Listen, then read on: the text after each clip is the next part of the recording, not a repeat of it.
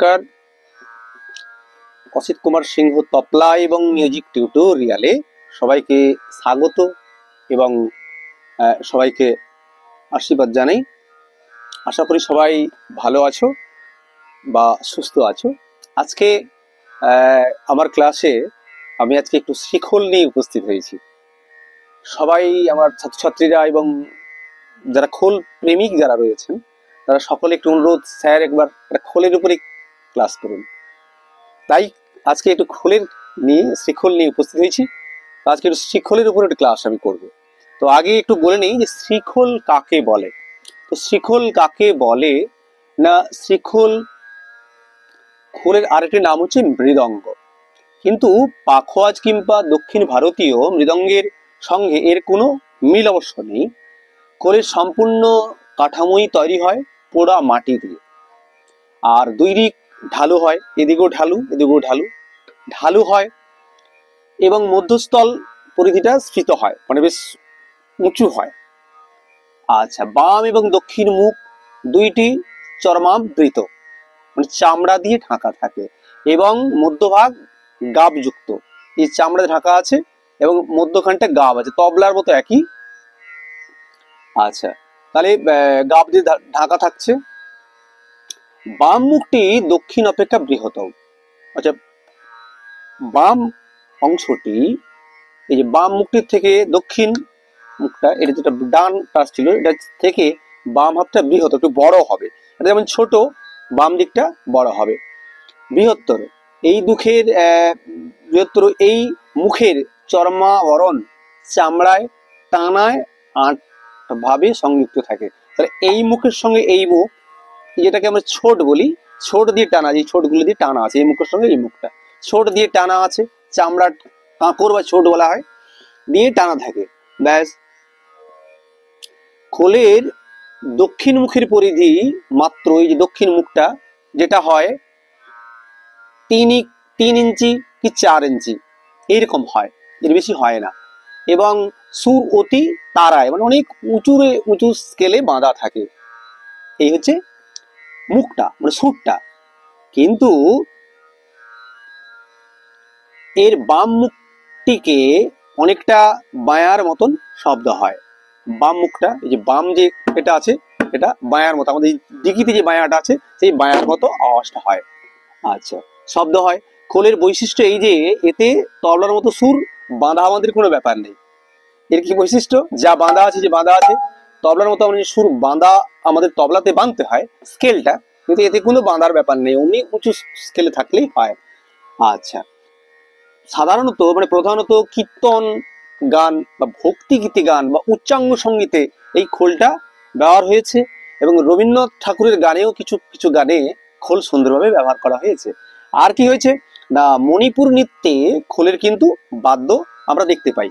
এই হচ্ছে খোলের ব্যবহার, আমরা খোল সম্বন্ধে জানলাম।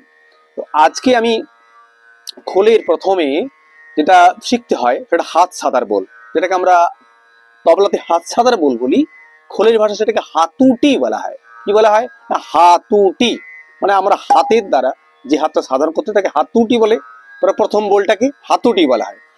তাহলে প্রথম আমরা যেটা শিখবো, যেন আমরা তবলায় শিখেছিলাম তে রে কে টে তাকো, খোলের প্রথম ভাষা হয়েছে খি ত ট। কি বললাম না, খি ত ট। কি বললাম, খি, খি ত ট। এই খি ত ট খি ত ট খি ত ট করতে করতে আমরা উড়েতে যেতে যাবো। তাহলে প্রথম আমরা কি বললাম, খি ত ট। খি এবারে কিসে হচ্ছে না, খি হচ্ছে বাম হাতে। এই যে আমরা বাম হাতটা দেখতে পাচ্ছি, এই বাম হাত বায়ার, এই যে গাব খি, এবারে যাচ্ছি সবাদ দি, তাহলে খি বায়াতে বললাম, এটা খি। ব্যাস। এবারে খি ত ট, এটাতে ত, এই যে 3টা আঙ্গুলে, মানে মানে মধ্যমা অনামিকার কনিষ্ঠা ত, এটা ত গাবের উপরে, এটাতে ট। টটা হচ্ছে কিন্তু এই বুড়া আঙুলটাতে ব্যবহার হচ্ছে, ট ট ট গাবের মাঝখানটাতে। তাহলে কি বললাম, খি ত ট, খি, বামাতে খি করলাম, খি, এটাতে ত, এটাতে ট, খি ত ট, খি ত ট, খি কি ত ট কি ত ট কি ত ট কি ত ট কি ত ট কি ত ট কি ত ট কি ত ট কি ত ট কি ত ট কি ত ট কি ত ট কি ত ট কি ত ট কি ত ট কি ত ট কি ত ট কি ত ট এই কত কত এটা উরু আসবে এবার উরু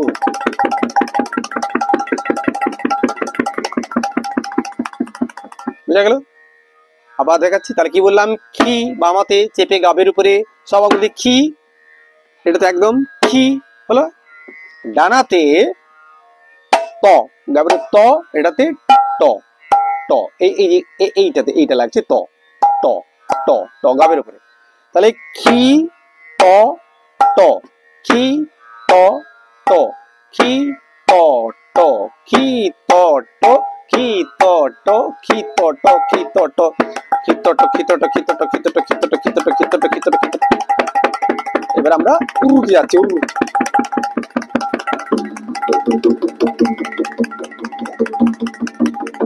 বুঝা গেল উরু গেলাম তাহলে এইটা হচ্ছে আমরা প্রথম খি ত ট শিখে গেলাম তাহলে এটাতে আস্তে আস্তে করে অভ্যাস করতে হবে তাহলে আমরা প্রথম বাজনা শিখে গেলাম কি শিখে গেলাম না কি এটা ফিটে পাচ্ছে কি ত ট কি ত ট কি ত ট কি ত ট কি ত ট কি ত ট কি ত ট কি ত ট কি ত ট কি ত ট ব্যাস চলে আসলাম আমরা প্রথম বাজনাটা আমরা পেয়ে গেলাম এবারে দ্বিতীয় যে হাতটি বা হাত সাদার বল বা হাতুটিটা পাবো সেটা হচ্ছে কি না কি ঝা কি বললাম ঝা তট তা তট হ্যাঁ ঝা তট তা তট তাহলে তট এর আগে শিখে গেছি আমরা ত ট শিখেছি এবারে ঝা ঝাটা কেমন যেটা আমরা কি ছিল এটা একটু খোলা করবো এই যে আমরা এটা কি সময় যে কে করেছি এটা খোলা ঝা এই যে খোলা করছি খোলা বায়াতে তাহলে এই দুটো একসঙ্গে ঝা ঝা ঝা খোলা করছি তাহলে ঝা এবারে ত ট আমরা যে গেলাম ঝা ত ট এবারে তা তা সব আঙ্গুলে এটা এই পিঠে তা তা সব আঙ্গুল দিয়ে গাবের পেটাচ্ছি তা তা বুঝা গেল তাহলে তা ত ট তাহলে বাড়াচ্ছি এবারে তাহলে কি না ঝা ত ট তা ট ট ঝা ট ট তা ট ট ঝা ট ট তা ট ট ঝা ট ট তা ট ট ঝা ট ট তা ট ট ঝা ট ট তা ট ট ঝা ট ট তা ঝা ট ট তা ট ট ঝা ট ট তা ট ট ঝা ট ট তা ট ট ঝা ট ট তা ট ট ঝা ট ট তা ঝা ট ট তা ট ট ঝা ট ট তা ট ট ঝা ট ট তা ট ট ঝা ট ট তা ট ট ঝা ট ট তা ট ট বুঝা গেল তাহলে ঝা ট ট তা ট ট ঝা ট ট তা ট ট ঝা ট ট তা ট ট ঝা ট ট তা ট ট ঝা ট ট তা ট ট ट ता ट झा ट ता ट झा ट ता ट झा ट ता ट झा ट ता ट झा ट ता ट झा ट ता ट झा ट ता ट झा ट ता ट झा ट ता ट झा ट ता ट এইভাবে আস্তে আস্তে করে আমরা বাড়াতে থাকবো তাহলে গতিটা আমাদের বেড়ে যাবে তাহলে বোঝা গেল ঝা টট তা টট বুঝা গেল এর সঙ্গে আমরা